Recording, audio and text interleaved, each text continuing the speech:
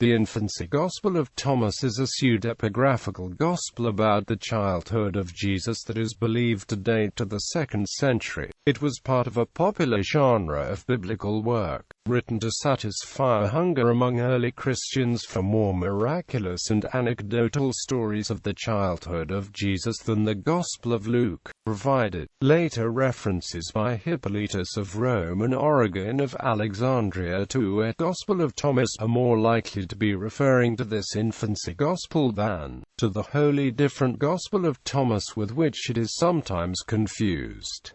It would appear to be unrelated to the Canonical Gospels. Author: The Infancy Gospel of Thomas is a work attributed to Thomas the Israelite. The biblical Thomas is very unlikely to have had anything to do with the text. Some scholars believe the initial author was a Gentile, and whoever he was, he seems not to have known much of Jewish life besides what he could learn from the Gospel of Luke, which the text seems to refer to directly in ch. 19. Sabbath and Passover observances are mentioned. Dating: the first known quotation of its text is from Aeneas of Leon, California 185. The earliest possible date of authorship is in the 80s AD, the approximate date of the Gospel of Luke, from which the author of the Infancy Gospel borrowed the story of Jesus in the temple at age 12. Scholars generally agree on a date in the mid to late 2nd century AD.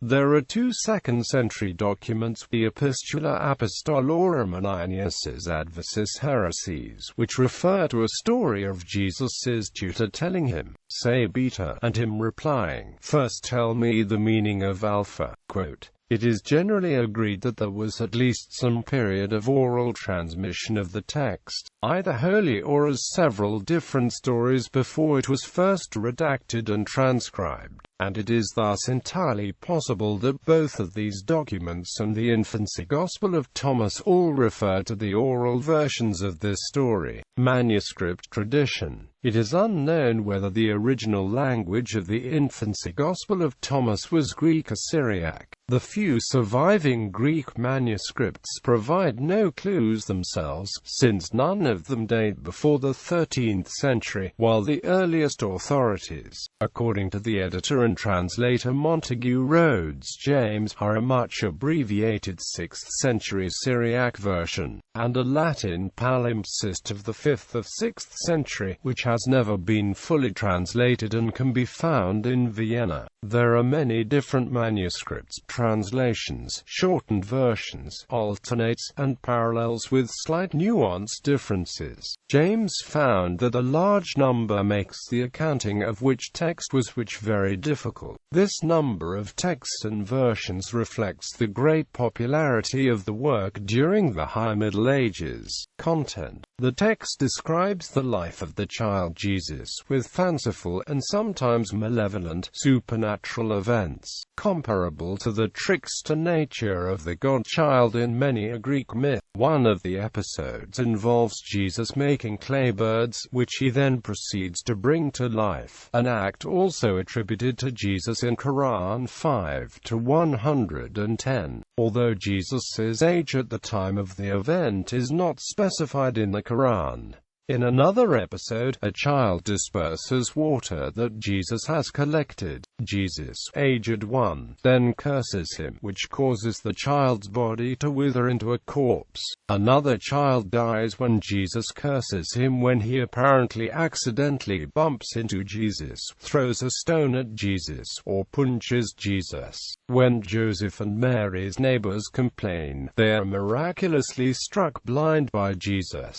Jesus then starts receiving lessons but arrogantly tries to teach the teacher instead, upsetting the teacher who suspects supernatural origins. Jesus is amused by this suspicion, which he confirms, and revokes all his earlier apparent cruelty. Subsequently he resurrects a friend who is killed when he falls from a roof, and heals another who cuts his foot with an axe. After various other demonstrations of supernatural infallibility. New teachers try to teach Jesus, but he proceeds to explain the law to them instead. There is another set of miracles in which Jesus heals his brother who is bitten by a snake, and two others who have died from different causes. Finally, the text recounts the episode in Luke in which Jesus, aged 12, teaches in the temple. Although the miracles seem quite randomly inserted into the text, there are 3 miracles before and 3 after each of the sets of lessons. The structure of the story is essentially bringing life to a dried fish. 3 miracles: breathes life into birds fashioned from clay, curses a boy who then becomes a corpse, curses a boy who falls dead and his parents become blind, attempt to teach Jesus which fails, with Jesus doing the teaching. 3 miracles: reverses his earlier acts, resurrects a friend who fell from a roof, heals a man who chopped his foot with an axe. 3 miracles: carries water on cloth, produces a feast from a single grain, stretches a beam of wood to help his father finish constructing a bed, attempts to teach Jesus which fails, with Jesus doing the teaching. 3 miracles: heals James from snake poison, resurrects a child who died of illness, resurrects a man who died in a construction accident. Incident in the temple paralleling Luke. Episodes from Jesus' childhood as depicted in the Kloster-Neuburger Evangelion work, a 14th century Gospel translation.